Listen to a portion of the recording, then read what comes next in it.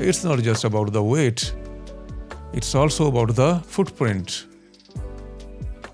This new Sigma lens offers a 30 to 35mm more range, or roughly 40% more reach, compared to conventional 24 to 70 or 28 to 70mm f2.8 zoom lenses. Introducing the Sigma 28 to 105mm f2.8 DGD and art lens. So how does it perform? And does the additional reach justifies the extra bulk compared to those standard zoom lenses? We'll explore these questions in this in-depth review. Magnesium and thermally stable composite construction and premium build quality. Available in E and L mounts. 82mm filter diameter. It features a declickable aperture control ring, 2 AFL buttons in addition to the AF/MF, and a zoom lock switch to keep the zoom ring secure. A smoothly dampened focus ring with a focus throw ranging from 40 cm to infinity, sealed to resist dust and splashes. Coated to repel water and oil. A petal-shaped hood with locking mechanism is provided for secure attachment. 12-blade circular diaphragm, part of the ultimate Sigma art line. Conventional zoom lenses either don't extend to 105mm, and those that do typically don't maintain a constant f2.8 aperture, usually narrowing down to f4 at the longer focal length. Canon changed that game by introducing the RF24 to 105mm lens with a constant f2.8 aperture in 2023.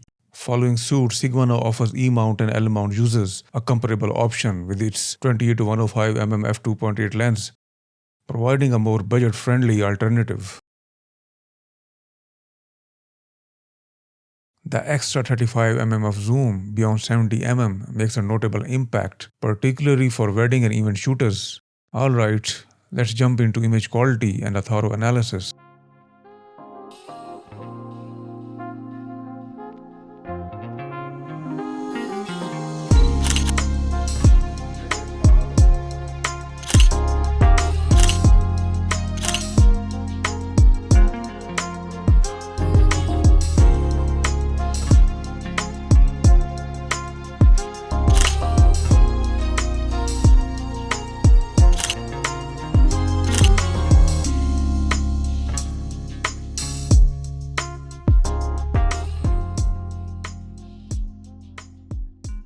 The sharpness on a 33MP full-frame sensor, wide open at 28mm, is outstanding in the center of the image.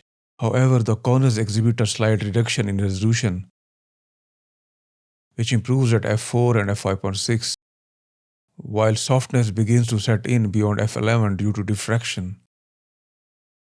When zooming into 50mm, the center retains its sharpness, though there is slight loss of resolution at the edges.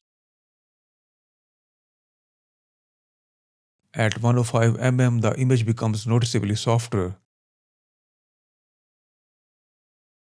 yet stopping down to f4 provides a substantial increase in sharpness,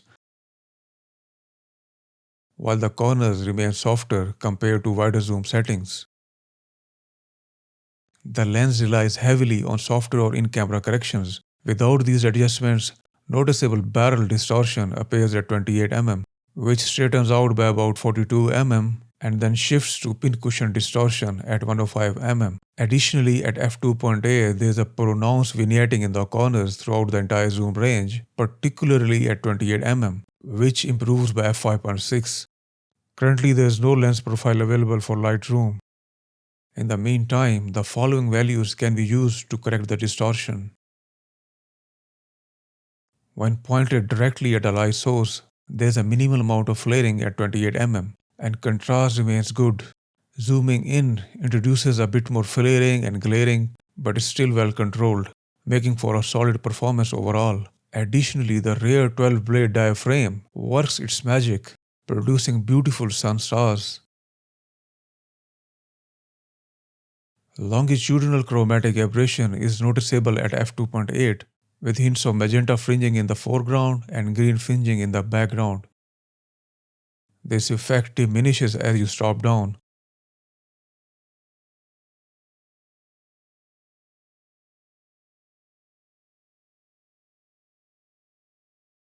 Lateral chromatic aberration, on the other hand, is well controlled and does not present any significant issues. This lens creates a good amount of blurred backgrounds with a moderately smooth bokeh effect. At the wider end, the bokeh is quite okay, but as you zoom in, you may notice onion ringing, strange textures, and outlining in the autofocus areas.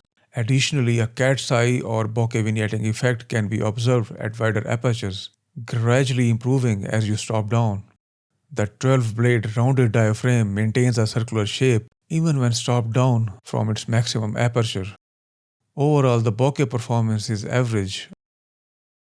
The lens can focus as close as 40 centimeters with a maximum magnification ratio of 1 to 3.1 at 105 mm.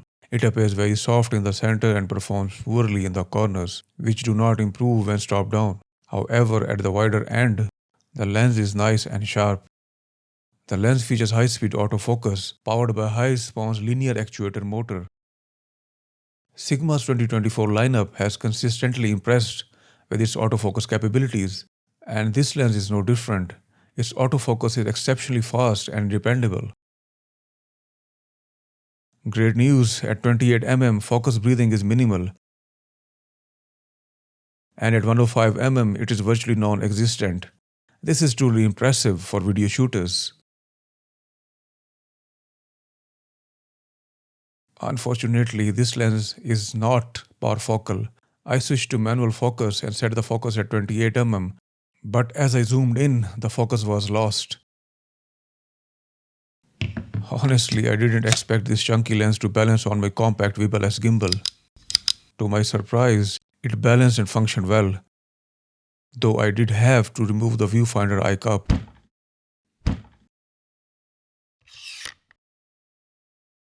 I set the zoom to approximately 40 mm and it performed quite well during the tests.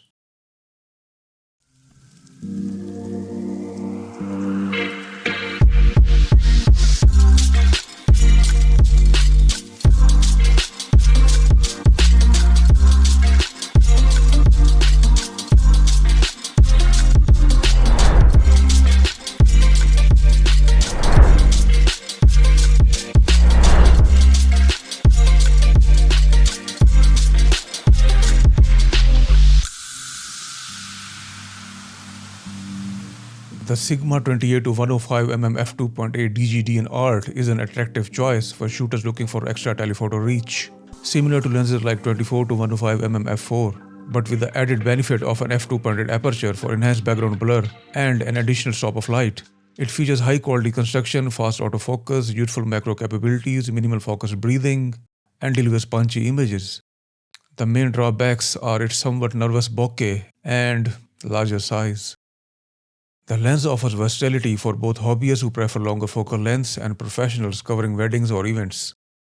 However, I think the Sigma 24-70mm f2.8 DN2 model still comes out ahead due to its wider angle, more compact design, and lower price. Personally, I find the extra 4mm on the wide end more valuable than the additional 35mm on the long end, as the 24mm perspective offers a broader, more impactful field of view.